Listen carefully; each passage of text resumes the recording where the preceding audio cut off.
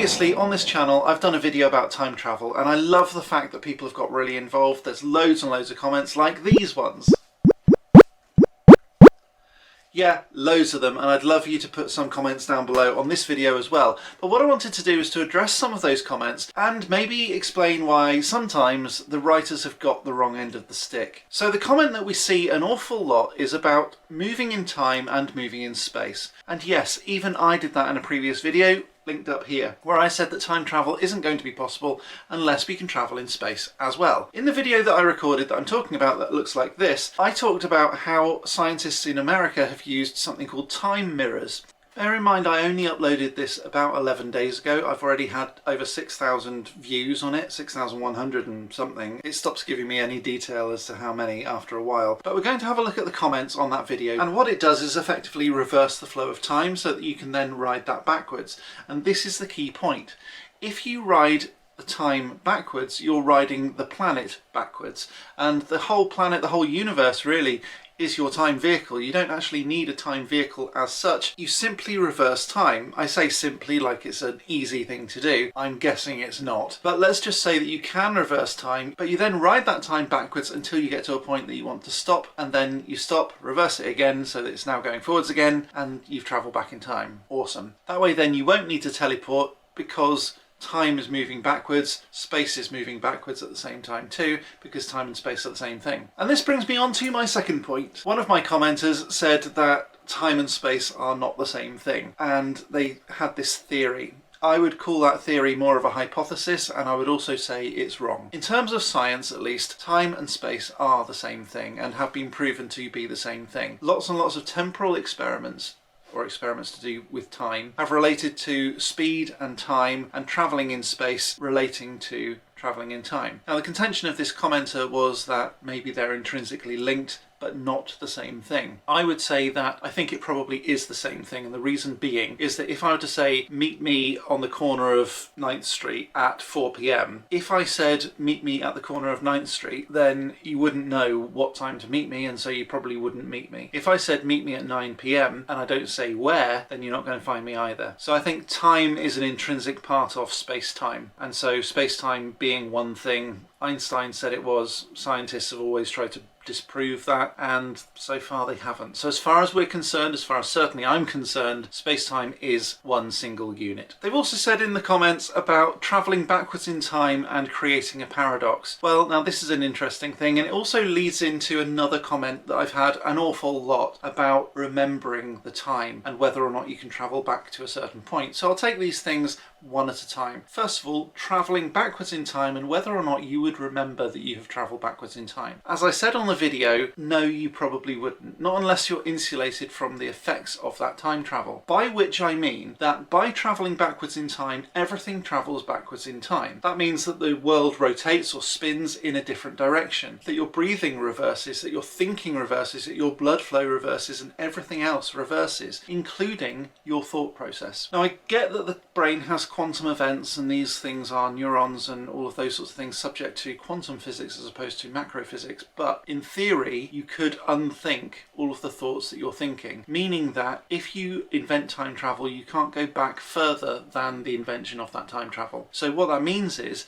you put a line in the sand and say, okay, time travel was invented then. Any travel back further than that and you will instantly forget, because there's almost like this nexus point where you just can't go any further than that. And that's one of the reasons why the grandfather paradox may not be real. Because if you do travel back to kill your grandfather, for example, then as soon as you get there, then you'll love your grandfather all the way until you invent time travel and then remember it, and then you go backwards again, and then you've got that causation loop. So I don't think that that's really a problem, because I don't particularly want to kill my grandfather.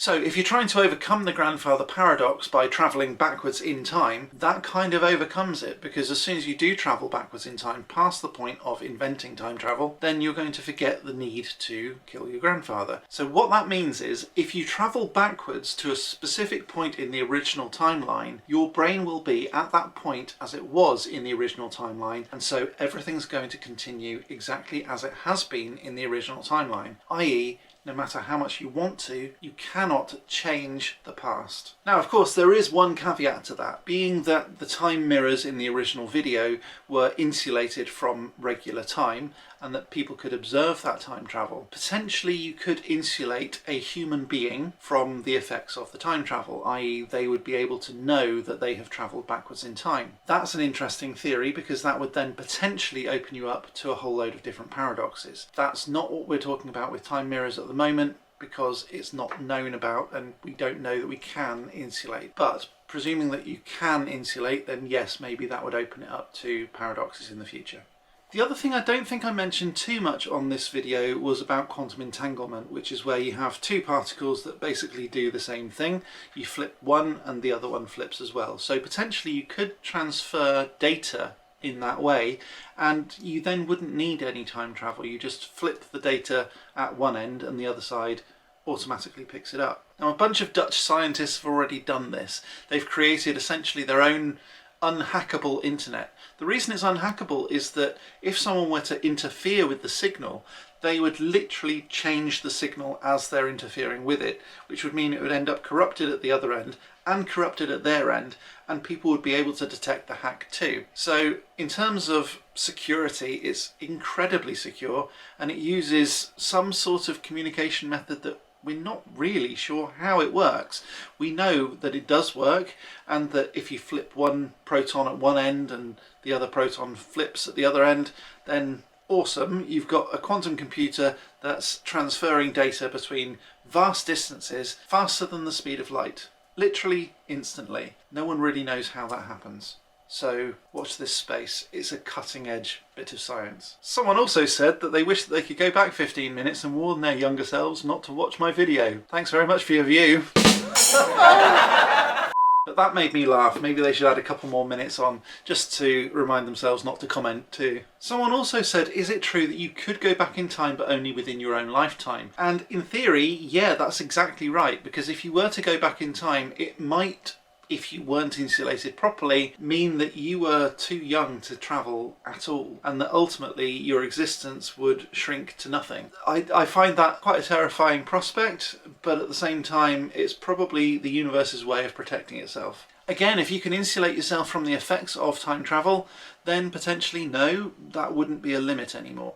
You could go further than your own lifetime. There were also discussions about the past being in the future of your own timeline, and so multiple timelines. I think with time mirrors in particular, that's an interesting take, and I don't necessarily agree with it, because potentially what you're doing is to reverse time, or the time flow of a certain person or a certain area, or even the entire universe. I'm not entirely sure how this works, and I'm not sure that anyone really does yet. It's far too early to say. But if you are to reverse the flow of time, then even just for a certain number of people, then they will have a certain timeline that then goes backwards in time, which might spring off a different universe. And I know that sounds like a massive thing, but actually we're doing it all the time with the decisions that we're making. So multiple universes are springing, even from me saying this, even from me recording it, and even from you watching this video right now. One comment I quite like, and I'll see if I can read this to try and get the right sort of vibe with it. I wondered before something similar.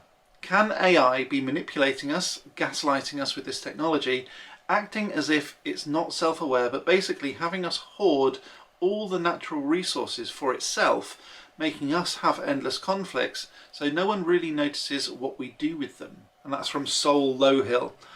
I think that's a really interesting take, and it's certainly something that I'd like to explore in a different video.